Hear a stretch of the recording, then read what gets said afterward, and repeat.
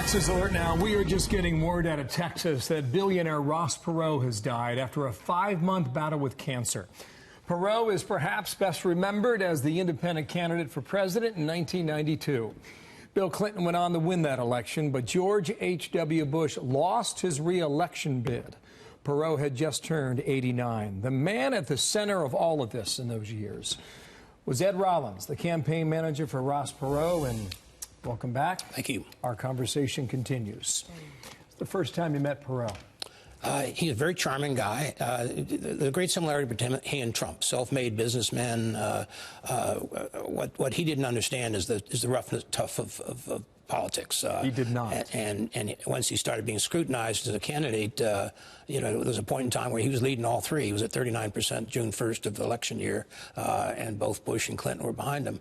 But once he started being scrutinized by the media, what have you, he didn't like it. Where in the case of Trump, Trump loves it. Trump gets in the fight and basically.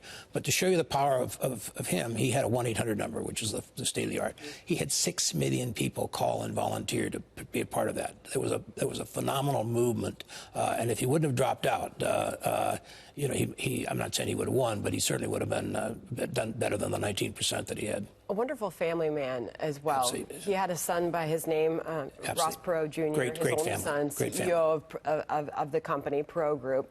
He was asked recently in an interview to describe his father. He described him as a great family man, wonderful father, but at the end of the day, a wonderful humanitarian. He said, quote, every day he came to work trying to figure out how he could help somebody. Well, he did that. He was extraordinary in the efforts that he made for other people, and both in Dallas and across the country. He was a great patriot and a great American. Again, politics wasn't his cup of tea, and he said to me one day, he said, "We don't want to run a conventional campaign." I said, "I don't care. I want to just run a campaign." He didn't understand the politics and the role of the news media, particularly. So. You and I have debated this in years past. Yes. And let's debate it now again. Good. Did Ross Perot cost George H.W. Bush a second term? George H.W. Bush was 60% of the country at one point in time was looking for someone new. Perot filled that gap for a period of time. Did he take votes away from Trump? Bush. I think he did, but I think at the end of the day, Clinton gained when Perot dropped out. Clinton gained, and there were four. You've made the case. I made the case. There were 4 million. There were 4 million Republicans who voted for Bill Clinton. Those 4 million voters, if they would have voted for Bush, who'd been the president, chairman of the party, what have you, he would have won. It wasn't Perot voters per se. What Perot did was create a distraction, give some time for Clinton to get his campaign together. But at the end of the day, he did not cost him the election. For those tuning in now, Ross Perot, we just got word, has passed away at the age of 89.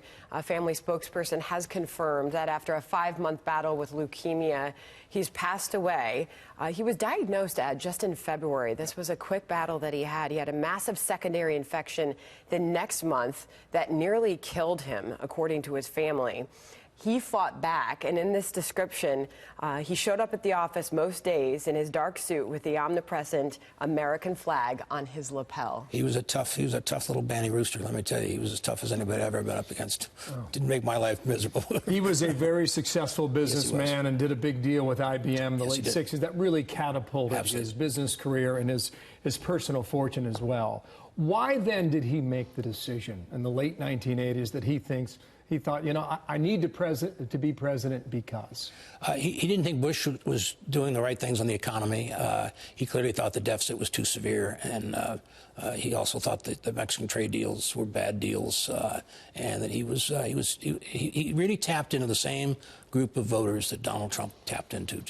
So the Mexico deals on NAFTA at that time. He didn't like it. Didn't like it. And this is a guy from Texas who would know very well what happens when you do business across borders. Absolutely. And just and there was a little argument between he and the Bush family. I don't think it was as personal as some people has made it out to be. I think he cared. And what happened is he'd go on television, go on the Today Show, go on Larry King, and he'd get all these people saying to him, "Run! You got to run, Ross. You're the kind of guy we need as a country." Very much like the Trump movement of on the Larry King show. You remember the night he did the debate with Al Gore? Sure. It really spiked in the ratings. Sure did. At a time when CNN really had the field to itself in the early 1990s. Did Ross Perot embrace, or did he have a disdain for the media? and the necessities that were required. He had a disdain for the mainstream media. He loved Larry King. He loved the Today Show. He loved certain people that treated him well, but he didn't like the mainstream media. And he basically, he could have captured them, but he wanted to basically do his own thing, didn't want to accommodate the press, didn't want to have press planes, didn't want to basically put out press schedules. And that's what did him in the end. Ed, what was it like to work so closely with him? He was tough. You know, he basically, he didn't understand politics, and he wanted results day one, and he was very tight with his money. He promised me he'd spend $300–400. A billionaire. A billionaire who he got on one of his jets, and he basically had paper cups. Promised Hamilton Jordan and I were the co-managers that he'd spend $150–200 million, but getting every penny out of him was hard. Well, there's a reason why he was rich. Absolutely, we were. So. Why did he seek your counsel at that time? You know, I'd run Reagan's campaign, and I think for that perspective, you know, he saw me sort of as someone who wanted change. I was always kind of an outsider. You know, I liked the idea of taking on the Washington establishment. I had got a little disillusioned with Bush. I was the chairman of the Congressional Committee when Bush broke his tax pledge, and I thought that was a very sacred pledge. But you stand by it today that you don't think Ross Perot cost him a second term. I don't think he cost him a second term. But you have numbers that prove it. I have numbers. And you've shown them to me in the past. I've shown them you to you. stand by them. I stand by them, and I'll tell you, the Bushes think I cost them the election. So I know that. Right. So when you think about the late 80s and the early 90s, and you juxtapose that with 2019, right. How would a guy like Ross Perot do in American politics today? If he would run all the way through, you know, could he be elected governor or a senator or something like that? Sure. Could he be elected president? That's a little bigger jump. So he could not. I don't think he could be president. But you talk about this bank of 6 million Americans. You do that at a time when you don't have social media. You can't recruit them on Facebook. So, but let me tell you the great part of the story. Yeah, I went into him and I said, where are all those names? He'd put them on computer cards and they locked them in a vault. And I said, I need those names. I need to send them mail. I need to basically get people they've all volunteered and want to do something. We need to take action on them. He said, I'm not going to send them junk mail. And I said, it's not junk mail. It's a letter from... He had no understanding of politics. He had never had a PR firm in his company. He is instinctive. He was very instinctive. And he tapped into, very much like a Reagan or a Trump, they understood where the country was and where the disaffection was. But he didn't like politics, per se. How would you describe his impact on politics today?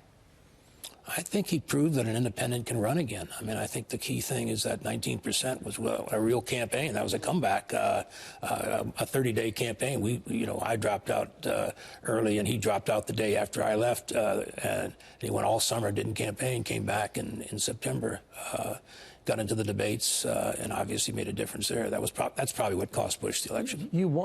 That was it? Yeah. That's what you think? That's what I think. Yeah. You wonder what a younger Donald Trump was observing from afar. He's a New York businessman. Sure. He's thinking, sure, he's looking at Ross Perot, and what's he think? I think the same thing. I mean, I think he thought he could do it. He thought for a long time. You know, there's been this great untapped, you know, the Tea Party movement, the Perot movement, the Trump movement are all kind of the same element. They all have the same thread that ties them together. Which is sort of the anti-Washington, anti-establishment. So.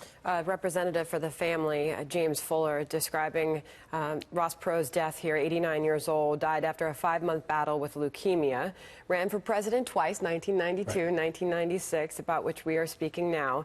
In a statement, he says, quote, in business and in life, Ross was a man of integrity and action, a true American patriot, and a man of rare vision, principle, and deep compassion. He touched the lives of countless people through his unwavering support of the military and veterans and through his charitable endeavors. Talk a little bit about that. He went to Annapolis. He didn't stay in the military, you know, served out his obligation. But you would think you'd go into his office, it was like the Annapolis Hall of Fame. I mean, he was always for the POWs. He basically would do everything he could to be supportive of the American cause. You know, there was a lot of contradictions in his life, but at the end of the day, he was a true American, loved this country deeply and passionately, and people loved him back. What were the contradictions, Ed? The contradictions were he went in the Navy, but he thought he didn't want to stay. He went through Annapolis, but didn't want to make a career out of it. Wanted to get out. His obligation was 5 years. Wanted to get out after 2.5 years.